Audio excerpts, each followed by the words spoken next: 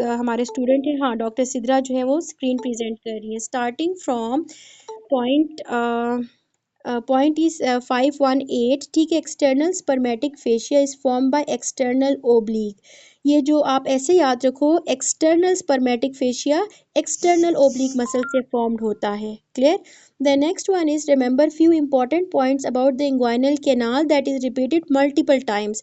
The first one is inguinal canal extends from the deep inguinal ring to the superficial inguinal ring, ठीक है। Inguinal canal को अगर आप देखो, पूरा का पूरा जो कैनाल है, तो ये हमारे पास क्या है, डीप इंग्वाइनल रिंग से सुपरफिशियल इंग्वाइनल रिंग तक पूरा का पूरा एक्सटेंड कर रहा होता है, ठीक है। इंग्वाइनल कैनाल का पता चला। इंग्वाइनल कैनाल क्या है, ये एक्सटेंड कर रहा है हमारे पास, ठीक है, जो deep inguinal ring to the superficial inguinal ring. Okay, the next point is deep inguinal ring is an oval opening in the fascia transversalis।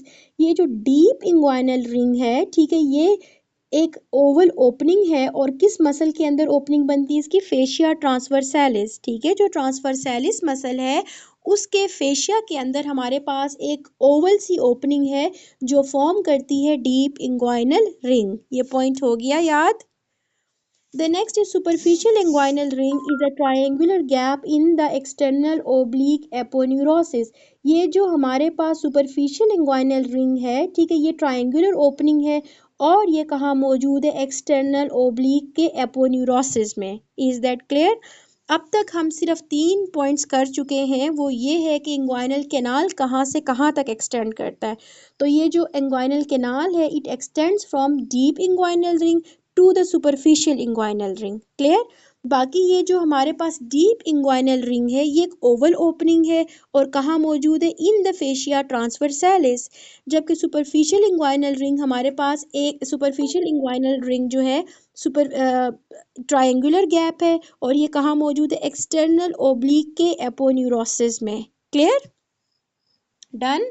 सब मेरे साथ हैं? हम कर रहे हैं abdomen pelvis perineum. First point में करवा रही हूँ 518, ठीक है। Okay, the next is structures passing through the canal. ये जो हमारे पास इंग्वाइनल कैनाल है, इससे कौन कौन से स्ट्रक्चर्स पास करते हैं, ये हमें पता होना चाहिए। ओके, अब गौर से सुने। ये जो हमारे पास इंग्वाइनल कैनाल है, spermatic code in males and round ligament of uterus in the females. इस इंग्वाइनल कैनाल से, ठीक है, कौन से स्ट्रक्चर्स पास करते हैं, मेल के अंदर स्पर्मेटिक कॉर्ड पास कर रहा होता है, ठीक है, जबकि फीमेल्स के अंदर क्या पास कर रहा होता है, राउंड लिगामेंट ऑफ यूट्रस, ठीक है। अगर आप फीमेल्स में देखोगे तो राउंड लिगामेंट ऑफ यूट्रस जो है फीमेल्स में पास कर रहा होता है इंग्वाइनल कैनाल से, और मेल्स के अंदर स्पर्मेटिक कॉर्ड पास कर रही होती है। और अगर आप नर्व देखते हो तो इलियो इंग्वाइनल नर्व जो है वो यहाँ से पास करती है। क्लियर है? Are you guys with me? ऐसा तो नहीं है? Excellent, very good. Okay, the next is coverings of spermatic cord, ठीक है। स्पर्मेटिक कोड्स की जो कवरिंग्स है, ये बहुत ज़्यादा इंपॉर्टेंट है, और इसको गौर से देखना है, और हमें पता होना चाहिए कि हमारे पास कौन सा फेशिया, ठीक है, स्पर्मेटिक फेशिया कौन सा कहाँ से डिराइव हुआ है, ठीक है। ये इंपॉर्टेंट है, आपके CPSP में पूछा जाता है। अच्छा, सबसे पहला है coverings of spermatic cord from within outwards, ठीक है, हम अंदर से बाहर की तरफ जाएंगे, ठीक है, अंदर से बाहर की तरफ अगर हम जाएं, the internal spermatic fascia is derive from fascia transversalis. ये जो हमारे पास इंटरनल स्पर्मेटिक फेशिया है, ठीक है, ये कहाँ से डिराइव हुआ है, फ्रॉम फेशिया ट्रांसवर्सैलिस से।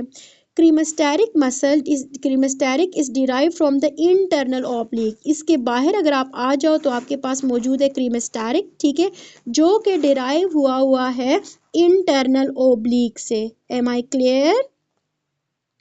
उसके बाद आ जाता है एक्सटर्नल स्पर्मेटिक फेशिया, तो ये डिराइव हुआ एक्सटर्नल ओब्लिक एपोन्यूरोसिस से, ठीक है। और इसी MCQ से आज की क्लास हमने शुरू की थी। उन्होंने हमसे पूछा था कि एक्सटर्नल स्पर्मेटिक फेशिया कहाँ से डिराइव होता है, तो ये जो एक्सटर्नल स्पर्मेटिक है, it is derive from external oblique aponeurosis. Is that clear? इतनी सी जो एनाटमी थी याद हो गई। ये जो रफ़ीउल्लाह का एक एक पॉइंट आपके लिए इम्पोर्टेंट है, एक एक पॉइंट से आपको MCQ बन के आता है, ठीक है। Okay, the conjoint tendon is formed from the internal oblique and the transversus muscle. अब मैं आपको कल भी पढ़ा रही थी तो मैंने आपको एक छोटा सा निमोनिक दिया था conjoint tendon का।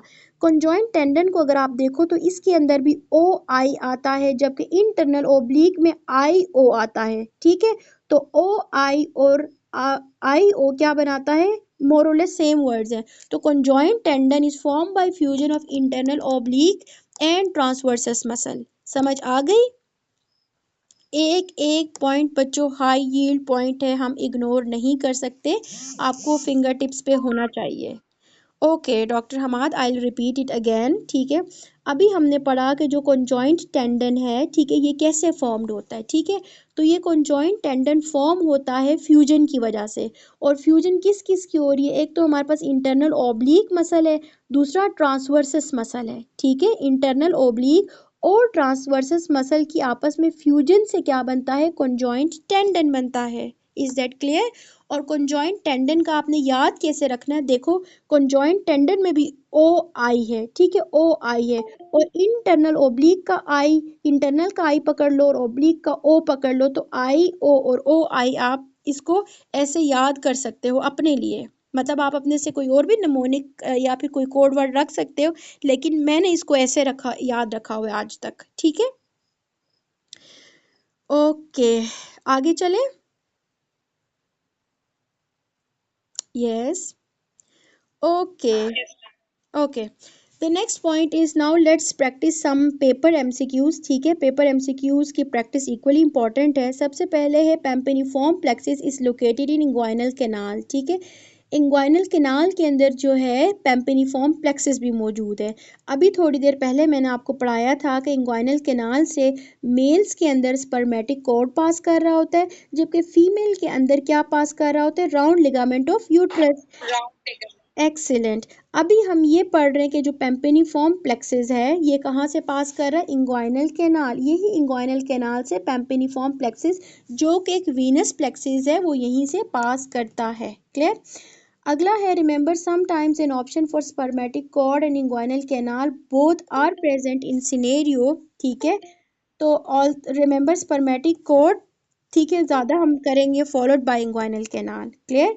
अगर तो आपसे पूछते हैं कि स्पर्मेटिक कैनाल, ठीक है, और इंग्वाइनल कैनाल अगर दोनों मौजूद हो कि पैम्पेनिफॉर्म प्लेक्सिस कहाँ से पास करता है, तो आप प्रेफरेंस दो स्पर्मेटिक कोड को। ठीक है, स्पर्मेटिक कोड से ही इंग्वाइन ये जो हमारे पास पैम्पेनिफॉर्म प्लेक्सिस है ये पास कर रहा होता है। क्लियर।